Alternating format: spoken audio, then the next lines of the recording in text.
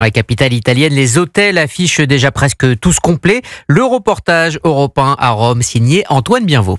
Des chambres à prix d'or dans les hôtels de Rome. La course au logement bat son plein depuis l'annonce du décès du pape François.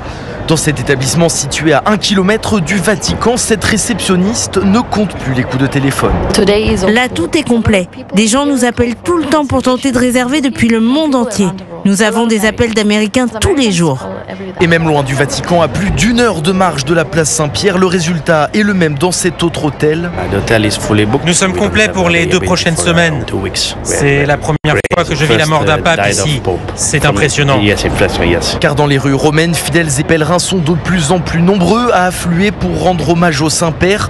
Francis et son épouse, pourtant coutumiers des voyages à Rome, n'ont jamais connu un tel engouement. C'est de l'effervescence. Autour du Vatican, tout le monde fait la queue, on cherche une entrée, on peut pas y aller, il y a de la police partout, beaucoup de monde et puis il faut attendre, il y a des queues.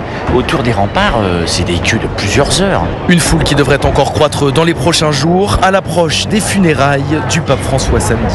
À Rome, Antoine Bienvaux, Europe 1. Et toutes celles